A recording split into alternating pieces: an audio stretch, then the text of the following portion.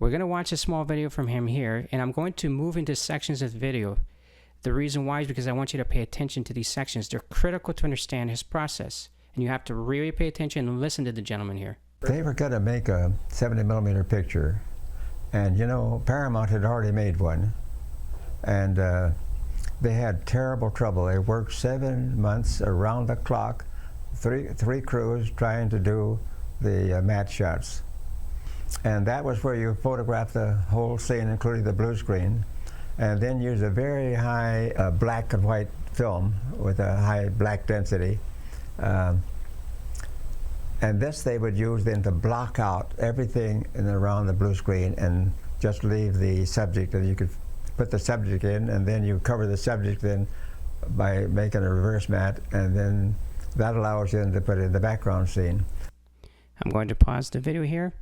And what he set up to here makes complete sense. It's very normal.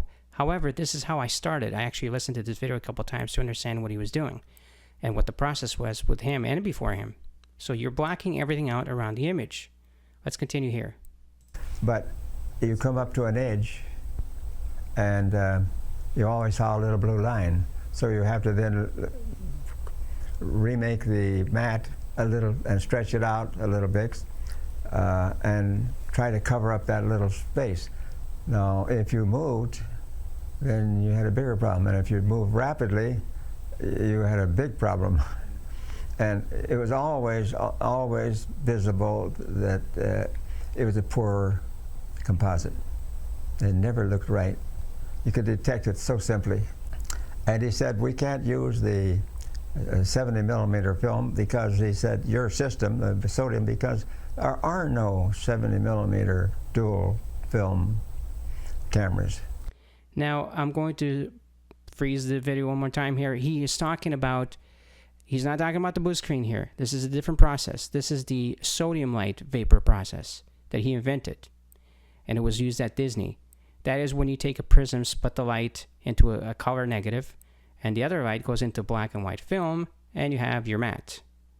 And it was used until the early 90s, if you actually believe this, that process. Let's continue on. Cameras that'll handle 2 films are 35mm. So he says, can you do something for us? It took a long time to be conscious of the fact that you just simply can't use the blue separation. And when you photograph a scene, you have red, blue, and green. And I realized I could not use the blue separation. And so I did something unthinkable. Now here comes the kicker. This is where this process started. Colors that are not perfectly blue or green have the same amount of blue in them. So that's where this difference mask comes from. But he won't say it here. He doesn't mention it, but it's part of it. Let's continue watching to see how he actually completed the problem that he had. Let's listen to it here. I took the green separation and printed it with blue light. Now, what did that give me? Well, grayscales look good. Anything gray from white to black look good. Flesh tones, since the blue and green are equal, look great. So I said, I've got a pretty good system here. But I thought to myself, but it's not perfect. And so I spent another week. By the way, I'm talking now 6 months later. For 6 months I've been staring at this thing. And then it hit me that I just couldn't use the blue backing. Don't photograph it. And I didn't. Now, I'm going to almost end the video here. There's no more need to listen to what he's saying. There's only one more of a hint here that he says is critical. It's very important here. Let's listen to it, and we'll stop the video and move on to the other juicy details. And so then I said, now I've got a good looking system, but the colors are wrong. And so I got the original negative again and looked at it, and with blue light, and I saw 3 little spots that light came through. And I said, wow, they're coming through the 3 places where I got too much blue. And so I printed that to make me a mask, and it masks only the spots where I had too much blue. Now I've got all the colors back to normal. And it's called composite color photography, P. Vlahos, okay? There's 2 sheets here. And we don't need to look at the other sheet. It's just for the color chart. This is the more important one. What you see here, though, is very complicated because you don't see this in a optical printer output. It's just shadows and white and black sections here. You don't see it. So it's very hard to understand this. I got about 75% of the way finished with this, but then I needed more help. And that's where this came in. Now this thing here really helped me settle the differences I had at the end, the little issues I had, how to complete it. So I had 75% of the work done through that patent, but this really solved the problem. So here is how this color difference mat works. Because of that thing where non-pure green and non-pure blue colors have the same amount of blue and green, you can use the green separation through blue light and have your blue color back. But the thing is, there's a trick to this. Now let's go through it. First of all, you have to make a positive print. From a positive print, passing through red light, through green light, through blue, you get these separations. Now in blue screening, or chroma keying, you need to have that go white on the blue one. It must be white so that when you pass it through the negative, so they cancel each other out. So when you do that, you get differences. And in fact, here's the chart. So you made your separations. Now you pass your separations through the negative. The negative itself goes in the front in an optical printer, just to let you know when you're bypacking them. So here is the chart here, down here. So we have the color negative here in front of that, optical printed out. These are your results. So you get your cover mat through red light. That's how we get our cover mat. You get your color difference mask through blue. Now, keep going down here. There's a little trick here. Now, this cover mat is going to be the mat that we need to hold the picture against the black, because it has to be black. That's how we're getting rid of the blue, because we can't use the blue separation for color. We can only use it for a matte, because if we use it for color, there's going to be blue fringing. So you notice here now that we're using this here, no blue. We're only using the blue for the cover mat. So these go in front of it, right here. So the separations on an optical printer will go first. That will go in the back. So having said that, now we add our color difference here, back in the mix here, and pass the green separation up here. We have to pass it through one for green light, so we get our green. And another time, the same green separation through blue light with those two blue differences, that one right there. So these differences from there and the original green, you'll get your blue back. That's the reason why we have to do it twice on the blue not blue separation, I mean on the green separation. The blue separation is only used for a cover mat. We cannot use it for color. In Star Wars, The Empire Strikes Back, they use a mix of 60% green and 40% blue. It was a quick way to get the color. They said that it's not perfect, as the Vlahos method is, but it's close, and it's much faster than doing it this way. So, going further to the end here, now these go on top of the white, this one goes on top of the white, that one goes on top of the white, along with that one, and you have, well, you have your composite. This is called the holdout mat here. The black figure with the white background, that's the holdout mat. It's the reverse of the cover mat. It's a high contrast one from the cover mat. Now this is all done on black and white film, just to let you know. That's how the separations are printed on an optical printer, until we add the color at the last section with the lights. And that's what you see here at the bottom. So after all this, and these ones here, then you pass that through the red light, green light, and then finally that one through blue light. Your holdout mat on top of this, and this goes on top of that. Okay, now that we're done, now let's go over and switch this thing to Fusion. Now we have this in Fusion here, and I'm going to start off this thing here because it's going to take a bit to explain, but I'll try my best. Okay, so I'm going to give you the result at the end and work my way backward. I think it's better that way. Okay, on the left side, you see the result of the Vlahos process, the 12 steps. It's more steps here because, of course, in digital I have to add more things. So I don't have an optical printer. On the right side, you see a Ultra key, which that's what exists here. If you go add the tool and matte, we have the Ultra key here. So it doesn't use the process the Vlahos did. This is a modern gear. The result is this. So you have on the left the Vlahos method, on the right the Ultra key here. I think personally there's no difference. So this process that you invented in 1959 was pretty good because it gives me the same results as the keyer. So let's go ahead and go through this and see what's going on here.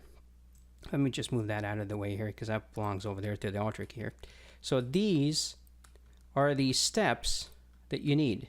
I'm going to try to work my way back because there's a lot of merging going on here, and there's a lot of weird things going on here, but that's because we can't do this like an optical printer. It's actually more steps here. But anyways, I was able to accomplish this. It took a week to figure this out, to get all the separations correct, to get all the settings for each node correct. Took about a week, but we got it done. So if we follow that chart from before, we have the print, we have the positive prints of the separations. So we have the separations. We have the negatives here. They're going to be combined with them through the red light here. So that's what's happening here. This is your holdout already, and this is your cover mat. And then the cover mats are added to the other ones. It's self-explanatory now once you see the little thumbnails. It makes more sense here. Here is your blue difference added with that one. And I'm going to go here to the bottom. Here's your blue right down here, mixed with the, let me see what we have here. The red, we have the green, and the blue mixed together. That's the blue difference mask. And then at the end, we should get the picture. So that's the picture there before we add the background, obviously. And we have to add the holdout, that one there, that gets merged down here. And if you go here, that's what we get. Now, imagine doing this for every single frame of film. Those 12 steps that you've seen before, imagine doing that for that, every single step. It was quite labor intensive to do this. Very, very labor intensive. It took a long time, but it did work. It actually worked very well. It solved the fluid fringing, but unfortunately, it was just a pain. It was very slow. But the end result is what they were after, because they had time. And optical printers were really moving forward at that time already, so this is the result. This thing just works great. So thanks for watching. I hope that this thing kind of gave you a hint of how this process works. Once you see the thumbnails, it's pretty easy to understand versus that chart. It's not very complicated, it's just hard to do it in software because we don't have an optical printer. In an optical printer, there's 12 steps to do this. Here, there's a lot more. A lot of merging. So for example here, I'll give you an example of what this looks like. So here's this one on, I believe if I'm going to do this right, here it is right here. This is a good one. So we're going to put that on the first one.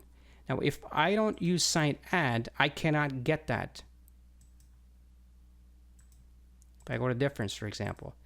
So I'm going to go scroll through all of them, Sign Add, difference, clear, and try all of them. Here's the other one. Gives me the single. Here's the medium, but that doesn't work. That doesn't work. That doesn't work. That doesn't work. That one doesn't work. And of course that one doesn't work either. That one doesn't work because it's not black enough. So you really, like, at the end here, you really have to be thorough to see which one works. And imagine doing this for all these merges. And the lights, of course, you have to do it for every single one. Here's another one here, black and white to color, negative to color, in order to do the reversals. Yeah, it was a pain in the ass to do this, but we got it done. So yes, this is the correct method to do the Vlahos blue screen difference. Absolutely it is, and it's the correct one because it gives you the exact results as the keyer. There's no difference. I use the same background, and the results are the same. So here's the result for that one right there, the merge of that one. Here's the original one on that side. Here's the merge. Here's the separations that I did here just to prove that they're being separated. So I'm using that as a proof. And that's it right there. That's what it looks like. I'm going to go to scale and scale to fit, so it's a little bit easier to see. But this took about a week to get right, and I failed a couple times because I couldn't get it right until I seen that chart, and it all made sense. Now the chart, it got into my head, and I'm like, that's good. I understand it now. I understand what they're doing. But from the patent, it's very confusing what they're trying to do because you don't see pictures of what it looks like. So thanks for watching, and again, we thank Petro Vlahos for this process. I understand that it took decades to reach our hands. Unfortunately, we didn't have $100,000 optical printers, so that's why it took decades to reach us. This process died out in about 1992 because that's when the Kodak Fusion system came out. I think it was, I believe, Onyx workstations that were being used for the Kodak Fusion system, and you can finally do compositing inside the digital system. And I believe Cliffhanger, if I'm not right or correct, was the first one to use that, and the shots were absolutely beautiful with it. So, thank you for watching again. I'm sorry I took up too much of your time, and in order to explain this to you fully what I did here, it would take hours because I had to do so many nodes to figure out every single setting from the node, how to reverse the matte, how to do the cover matte, the holdout matte. It was just took a long time to do this. It took about a week to get this down pat. So cover matte, holdout matte, through the layers, the separations, into the colors, and then the final composite you see on the left. Now, if you can spot the difference in color, you have pretty good eyes, because I cannot spot the difference. I think it looks identical. So thanks for watching. Take care. And leave a comment if you like the video. If you don't like it, leave a comment too. Tell me what I did wrong, what needs to get fixed. I appreciate that. Thank you. Take care.